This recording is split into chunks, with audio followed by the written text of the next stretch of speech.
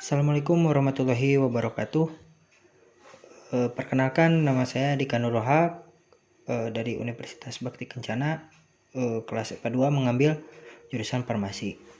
Baik, pada video kali ini saya ingin sedikit mempresentasikan mengenai proposal rancangan produk tablet hisap daun gambir Ungkarya Gambir Rocks. Baik, di sini ada pendahuluan. Latar belakang, gambir merupakan ekstrak yang dihasilkan dari daun dan ranting tanaman gambir yang dipanen atau dipangkas setelah tanaman berumur 1,5 tahun dan dilakukan 2-3 kali setahun dengan selang waktu 4-6 bulan. Pangkasan daun dan ranting harus segera diolah karena jika pengolahan ini ditunda lebih dari 24 jam, getahnya akan berkurang.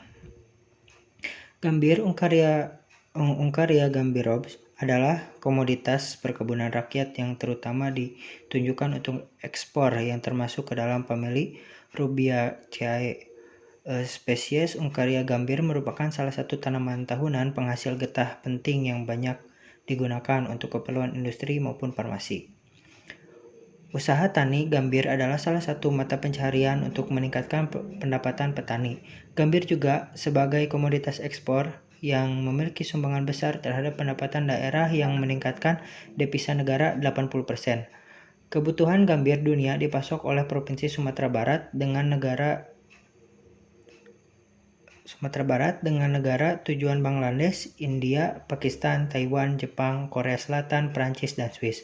Permintaan terhadap gambir terus meningkat sepanjang tahun dan selama periode 5 tahun 2000-2004 peningkatan volume ekspornya mencapai 87,49% dan nilainya meningkat 17-16%. Berdasarkan hasil penelitian Thorpe dan Whiteley, kandungan kimia utama gambir adalah katekin sebesar 7-33% dan asam kateku-tanat 20-50%. Selanjutnya, Burkill dengan penelitiannya menambahkan dan menguraikan kandungan lainnya selain katekin dan asam kateku-tanat dengan komposisi katekin 7-33%, asam kateku-tanat 20-55%, periokatekol 20-30%, gambir fluoresensi 1-3%, kateku merah 3-5%, quercetin 2-4%, fixed oil 1-2%, lilin 1-2%, dan kandungan sedikit alkaloid. Selanjutnya ada rumusan masalah, hipotesa, tujuan, dan manfaat. Rumusan masalah, apakah katekin gambir dapat dibuat dalam sediaan tablet hisap dengan metode granulasi basah menggunakan pengikat kombinasi gum, akasia, dan amilum dengan konsentrasi yang bervariasi? Hipotesanya, katekin gambir dapat dibuat dalam sediaan tablet hisap dengan metode granulasi basah menggunakan pengikat kombinasi gum, akasia, dan amilum dengan konsentrasi yang bervariasi. Tujuannya memperoleh tablet hisap katekin gambir yang baik dan memenuhi persyaratan dengan menggunakan metode granulasi basah menggunakan pengikat kombinasi gum, akasia, dan amilum dengan konsentrasi yang bervariasi.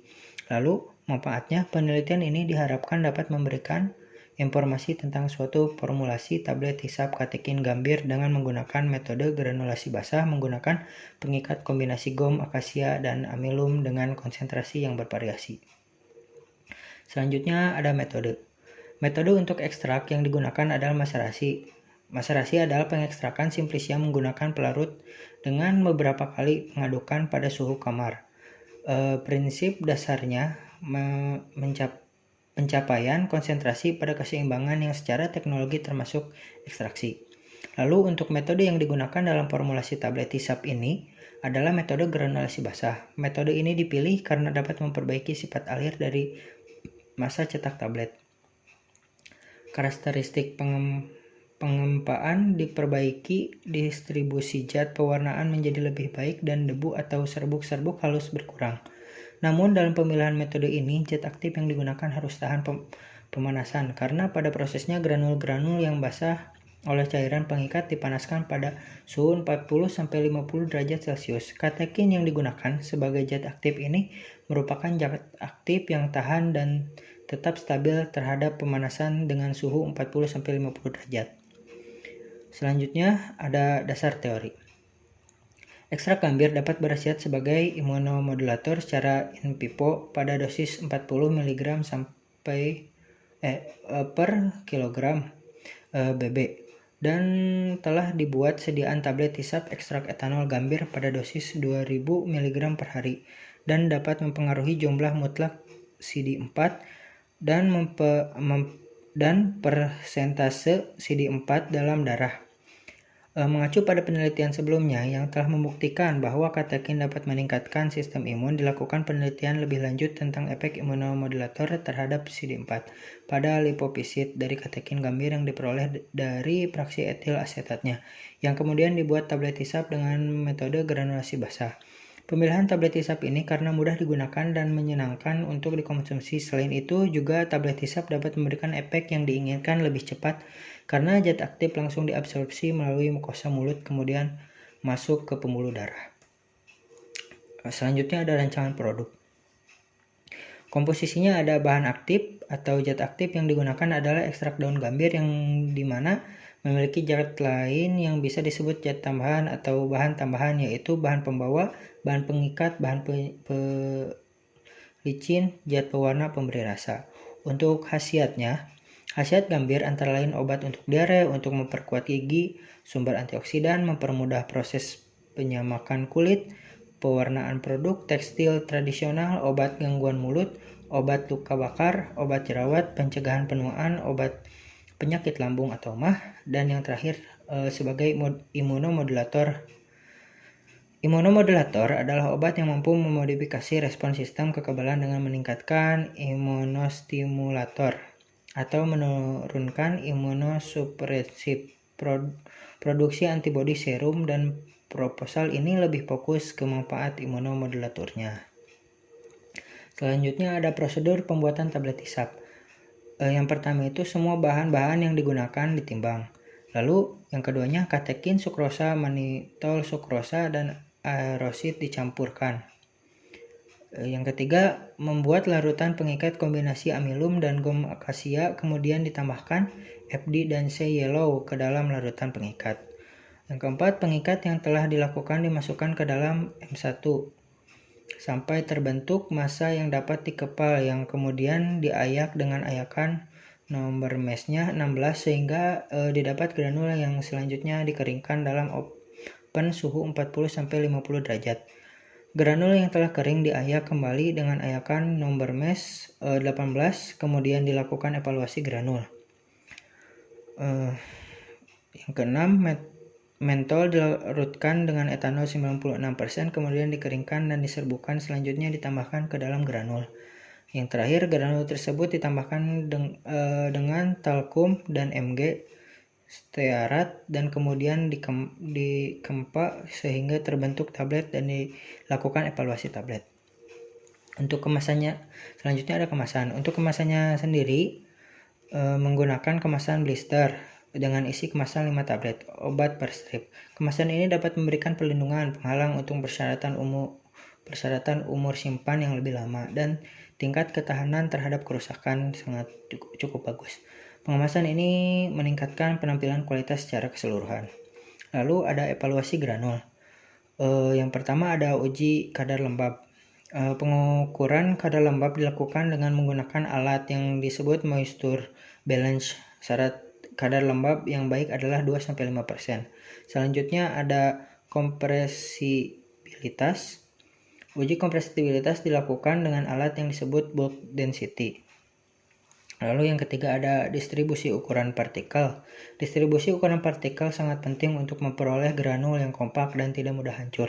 Distribusi ukuran partikel diperoleh dengan metode pengayakan dengan menggunakan alat yang disebut shaping analyzer. Yang keempat atau yang terakhir, sifat alir. Untuk menentukan sifat alir berlaku sudut kemiringan aliran. Jika suatu zat berupa serbuk mengalir bebas dari suatu corong berbentuk kerucut, adapun untuk mengukur sudut henti adalah dengan mengukur tinggi dan diameter kerucut yang dihasilkan. Sedangkan untuk mengukur laju alir adalah dengan menghitung waktu yang dibutuhkan sejumlah granul untuk dapat habis melewati corong. Syarat sudut henti yang baik adalah kurang dari 30 derajat dan laju air yang baik adalah 4-10 gram per detik. Selanjutnya ada evaluasi tablet. Yang pertama ada pemeriksaan organoleptik. Tablet yang dihasilkan diamati warna, bentuk, lalu tekstur. Yang kedua ada keseragaman bobot. Masing-masing ditimbang sebanyak 20 tablet yang diambil secara acak. Kemudian dihitung bobot rata-rata tiap tablet. Syaratnya, bila bobot rata-rata lebih dari 300 mg, jika ditimbang satu per satu, tidak lebih dari 2 buah tablet yang masing-masing bobotnya menyimpang 5% dari bobot rata-ratanya. Dan tidak ada satupun tablet yang bobotnya menyimpang lebih dari 10% dari bobot rata-ratanya. Yang ketiga, keseragaman ukuran diambil secara acak. Sebanyak 20 buah tablet diukur diameter dan tebal tablet dengan menggunakan jangka sorong. Untuk persyaratannya, diameter tablet tidak lebih dari 3 kali dan tidak kurang dari 1/3 kali tebal tablet. Yang terakhir, variabilitas. Ditimbang sebanyak 10 buah tablet yang diambil secara acak dan dibersihkan dari debu. Kemudian diletakkan dalam alat variabilator dan alat dijalankan sebanyak 100 putaran dengan kecepatan 25 rpm. Untuk persyaratannya lebih kecil daripada 1%. Kekerasan. Selanjutnya ada kekerasan. Diambil sebanyak 10 tablet secara acak, kemudian ditentukan kekerasan dengan alat hardness tester. Pada umumnya kekerasan tablet hisap lebih tinggi dibandingkan dengan tablet biasa. Untuk persyaratannya lebih besar dari 10 kg per cm. Lalu ada uji akurasi. Akurasi adalah suatu ukuran keterdekatan hasil analisis yang diperoleh menggunakan metode tersebut dengan harga yang sebenarnya. Akurasi metode analisis biasanya dinyatakan dengan persen perolehan kembali terhadap sampel yang kadarnya telah diketahui pasti. Persyaratan perolehan kembali anjuran Food and Drug Administration FDA untuk suatu metode analisis adalah 80-120% kadar dari tertera pada label. Mungkin cukup sekian untuk pemaparannya. Mohon maaf bila banyak kekurangan. Terima kasih atas perhatiannya. Assalamualaikum warahmatullahi wabarakatuh.